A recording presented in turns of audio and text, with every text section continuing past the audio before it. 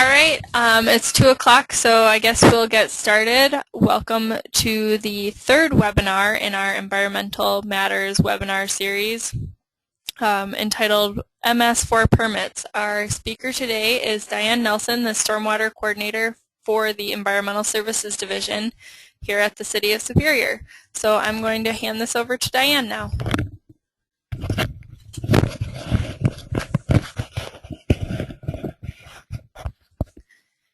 Thank you, Jillian.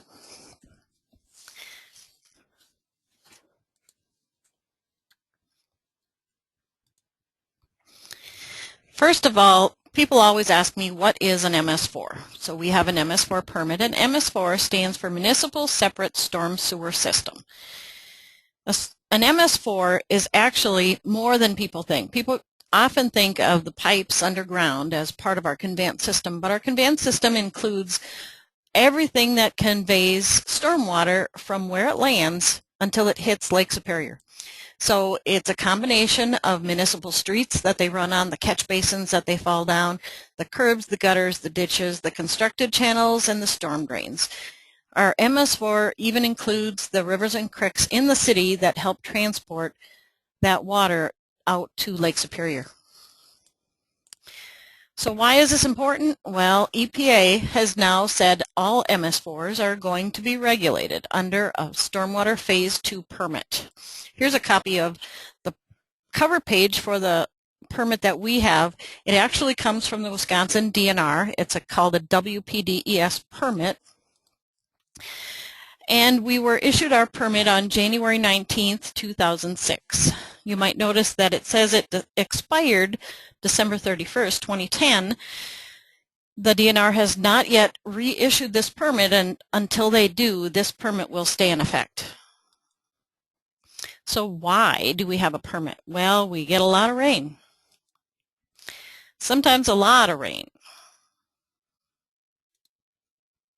And it can do a lot of damage, and it can transport a lot of that sediment and total suspended solids out into the lakes and the rivers.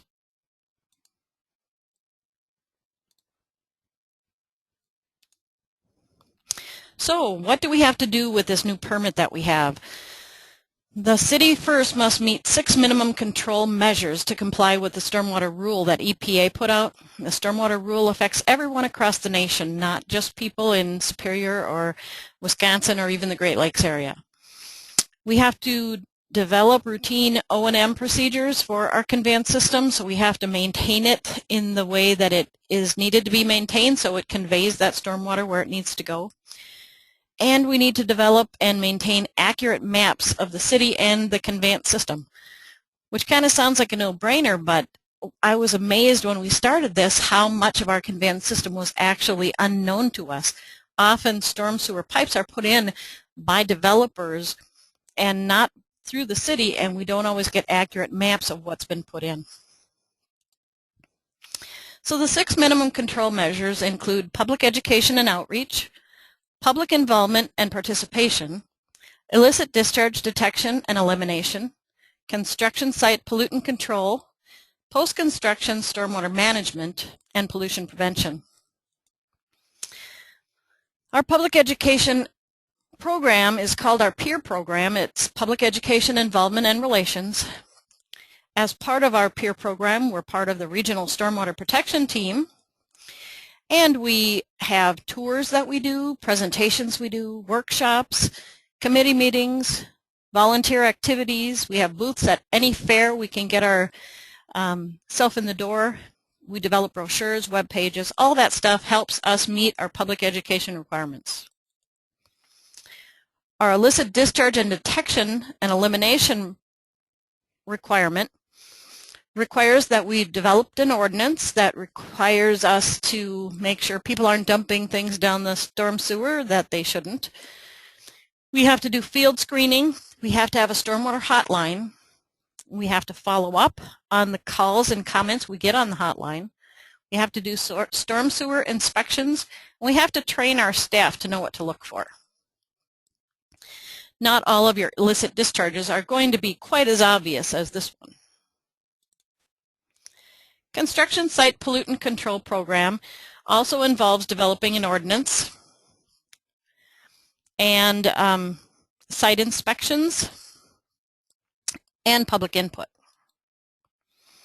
Here's an example of an erosion control device that is no longer functioning the way it's supposed to. And here it is right on the waterfront, allowing that sediment to work its way into the water. So that's not a good thing. That's one of the things that we're required to start taking care of.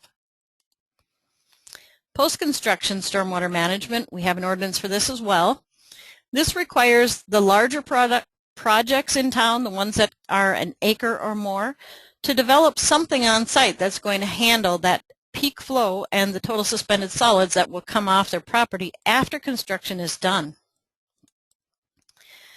Here's an example of a stormwater wet detention pond. Water will flow into this pond, solids will settle out, and then the water will flow from there into Lake Superior. The last minimum control measure is pollution prevention. This minimum control measure requires that we train our municipal staff so that we as a city are doing what needs to be done and not just expecting all of the residents to do the right thing. We have to show a good example and do the right thing ourselves. We also have citizen projects such as adopt a stream, adopt a street, adopt a park, adopt a storm drain, and we have a flood management control program.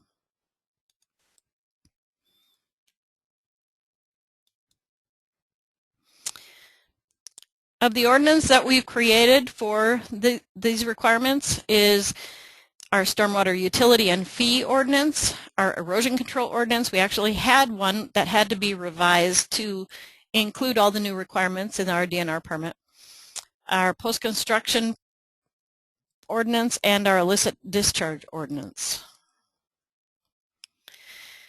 So I mentioned that we formed the stormwater utility, and it was created to be able to comply with all these new permit requirements, which of course cost money.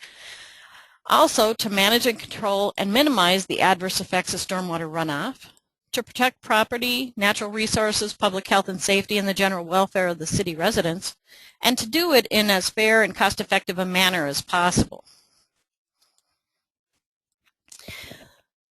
The method that we chose to use to charge people for the stormwater fees involves an equivalent runoff unit, or ERU. An ERU is sometimes also called an equivalent residential unit. That's because it's the estimated stormwater runoff from the average impervious area for a typical single-family home. In Superior, we calculated this by some statistical sampling of single-family residences. For example, here's a single-family home, and we got the information for the size of the building from the assessor's office, but then we went out to between 250 and 270 individual sites and measured the sidewalks, the driveways, the additional impervious area that the assessor did not have values for. Impervious areas that we measured included structures, roof extensions, patios, porches, driveways, private roads, loading docks, parking lots, sidewalks, compacted clay, and gravel. Basically, if it's not in a good vegetated state, it's considered impervious and it's charged. When we did this back in 2006, we calculated a number of 1,907 square feet of impervious area on a typical single-family home. From there, we calculated a required variable fee of $3.90 for each ERU and a fixed fee of $2. This was when we first started the utility. Since then, we have gotten more data, and instead of using just those 250 that we originally sampled, we now have data for every single family home in the city of Superior. We now know that an ERU is 2,933 square feet, so we changed our ordinance to include that value.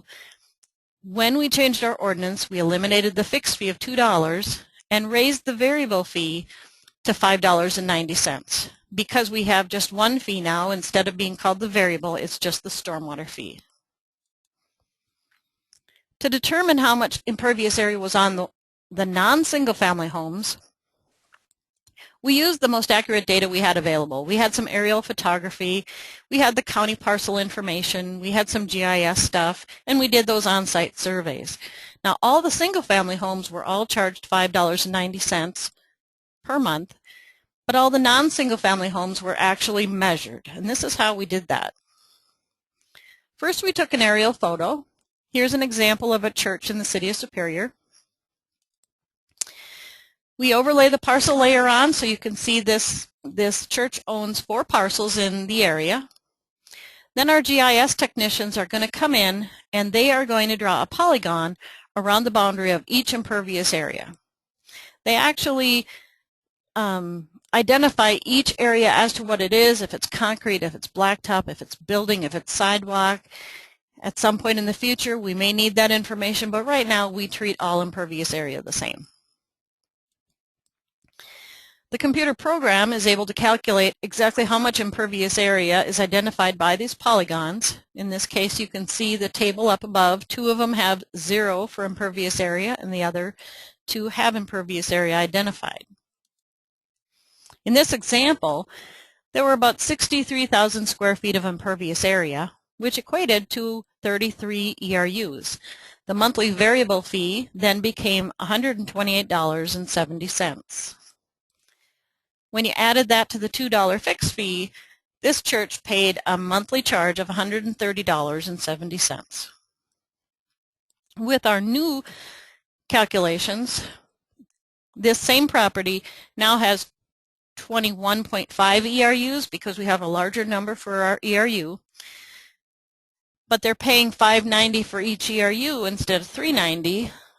When you multiply the $5.90 times 21.5, you get $126.85, which is slightly less than what they were paying in the past. So what do we use all this money for that we collect? First, we use it for regulatory compliance. I mentioned the permit that we have. In addition to that, we use it to help operate and maintain our 403,000 feet of storm sewers, 3,800 inlets, manholes, and catch basins, and a huge number of ditches, swales, pumps, lift stations, water quality basins, sediment traps, etc. Here's an example of some of the programs or events or things that we do that we spend this money on. As you can see, there's a lot of things going on at the stormwater utility.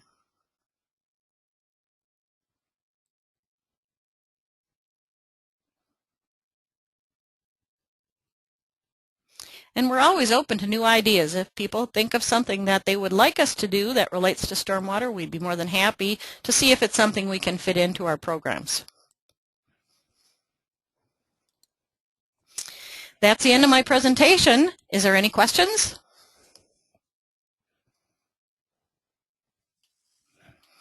All right, well, thank you, everyone. I hope you learned a little bit about the MS4 permit and the stormwater utility in the City of Superior. If you do have any questions, please feel free to call me at the number on the screen or at my email address. Thank you very much. Bye now.